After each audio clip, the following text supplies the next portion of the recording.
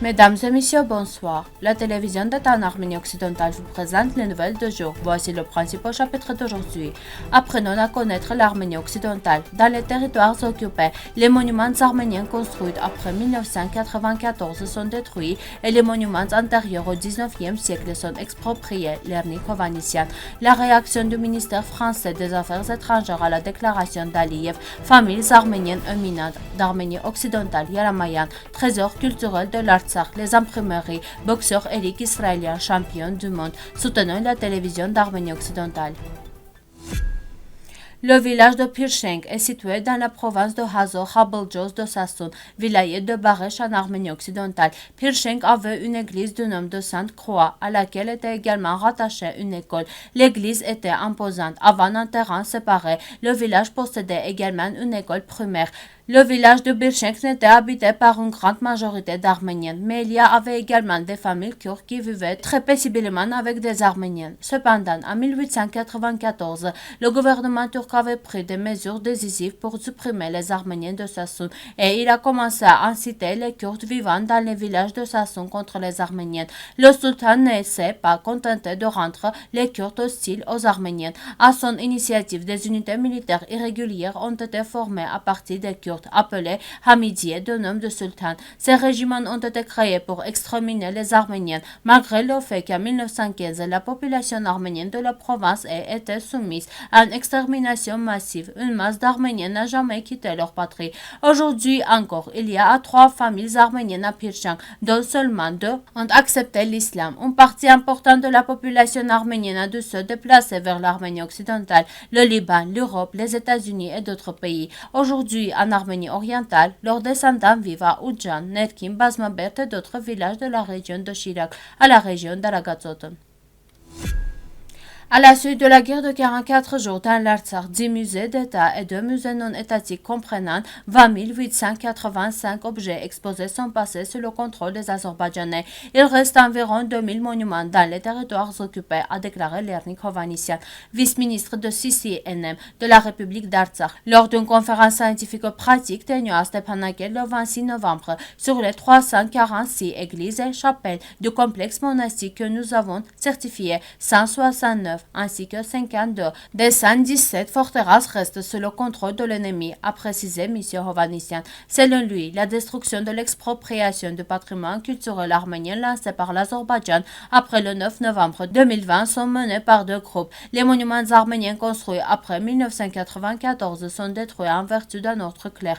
Par exemple, les Khachkars du village d'Arakel dans le district de Hadrut, le groupe de Khachkars de Vorotan. Jusqu'au 19e siècle, notre patrimoine culturel qui remonte à l'époque soviétique est exproprié, a déclaré Lernik Hovhannisyan. La France reste attachée à soutenir les négociations entre le premier ministre arménien Nikol Pachinian et le président azerbaïdjanais Ilham Aliyev. Selon Armen Press, le représentant du ministère français des Affaires étrangères en a parlé à RIA Novosti. La France, comme auparavant, est pleinement engagée à soutenir les négociations en cours après les réunions tenues à Bruxelles, Prague et Washington, a déclaré le représentant du ministère français des Affaires étrangères répondant à la question de savoir si la France a l'intention d'avoir des options pour les rencontres entre Pachinian et Aliyev, avec la participation du président Emmanuel Macron.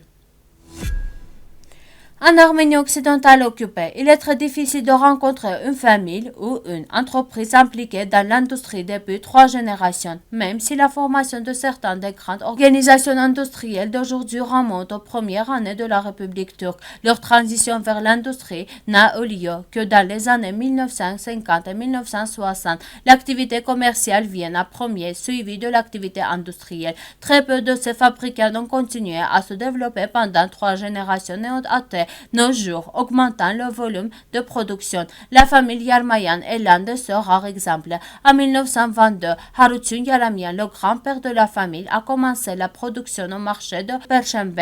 D'abord, son fils Mihran a commencé l'activité dans un petit atelier, puis son petit-fils Arsen a transformé cet atelier en une usine moderne. Vous pouvez en savoir plus sur la vie et les activités de la famille Yaramian sur notre site web.